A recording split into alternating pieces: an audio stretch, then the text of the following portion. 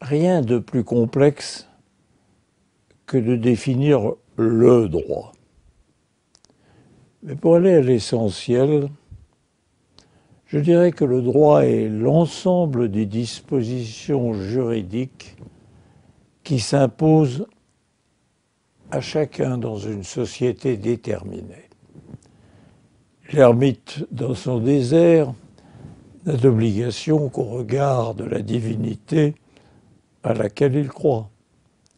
Mais l'individu qui vit au sein d'une société déterminée ne peut agir qu'en respectant le droit qui définit ses obligations à l'égard des autres et de la société à laquelle il appartient.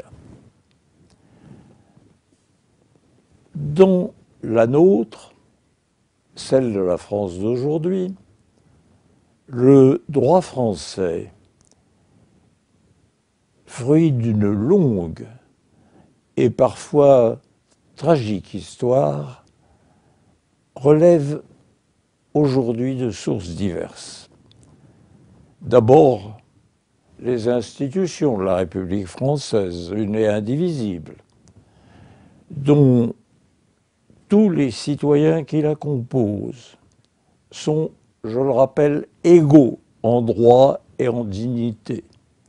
Quel que soit leur sexe, leur origine, leur orientation sexuelle ou leur condition sociale, et les juridictions constitutionnelles, administratives ou judiciaires ont pour mission de veiller, chacune dans son domaine de compétence, au respect de ses droits fondamentaux. Et puis, ce qui est nouveau, d'une certaine manière, et sur lequel j'insisterai, c'est la dimension européenne du droit. La République française est membre fondatrice de l'ensemble des 27 États qui composent aujourd'hui l'Union européenne. Le traité de Lisbonne de 2007 définit les droits et les obligations de chacun des citoyens européens, qui se trouvent être, dans votre cas, des citoyens français. Le respect du traité de l'Union européenne, y compris de la Charte des droits fondamentaux, est assuré par la Cour de justice de l'Union européenne siégeant à Luxembourg, dont les décisions s'imposent à nous. À ces fondements juridiques de l'Union européenne s'ajoutent aussi les dispositions de la Convention européenne de sauvegarde des droits de l'homme, réunissant 47 États membres du Conseil de l'Europe. La Cour européenne des droits de l'homme, siégeant à Strasbourg, assure, et je dirais garantit, à chacun des justiciables européens les droits et libertés définis dans la Convention et la jurisprudence de la Cour de Strasbourg, y compris en France, qui est membre depuis 1949 du Conseil de l'Europe.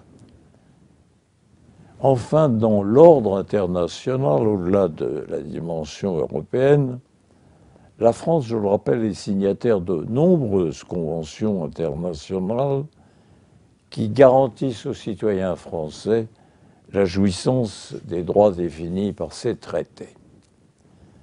Si j'insiste sur cette dimension internationale, et particulièrement européenne de notre droit, c'est qu'elle ne cesse pas de croître en importance et en diversité. Vous serez donc amené, comme étudiant, puis dans le cadre de vos activités professionnelles, à étudier ces champs nouveaux du droit que les générations antérieures ont forgés, mais que vous devez maîtriser pour les temps à venir plus complètement encore que vos prédécesseurs. Vos connaissances s'en trouveront élargies à la mesure de ce droit européen et international qui ne cessera pas de croître.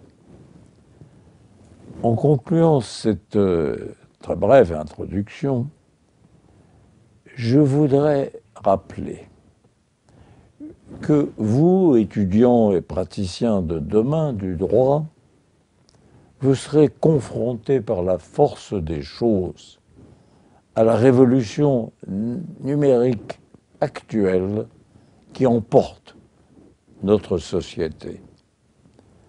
À cet égard, votre génération connaîtra une transformation structurelle de la diffusion du droit et de ses effets sur l'administration de la justice. Déjà, dans le cadre de vos études secondaires, vous avez été initié aux techniques du numérique.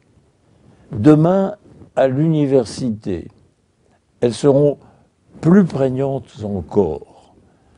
Elles requerront de votre part une maîtrise de cette technologie à laquelle, hélas, je ne puis prétendre. Je conclurai ce bref propos par un vœu. Vous allez être des étudiants en droit dans toutes nos universités. Puissiez-vous aimer ces études autant que vos prédécesseurs. Vous êtes les héritiers d'une grande culture juridique et vous en êtes aussi les dépositaires de demain. J'ai eu, pour ma part, le privilège d'enseigner pendant des décennies à des générations d'étudiants. J'en ai tiré plaisir et fierté. Le seul message que ma génération peut vous transmettre est de veiller à votre tour à ce que les principes fondamentaux de notre droit républicain soient toujours respectés et renforcés.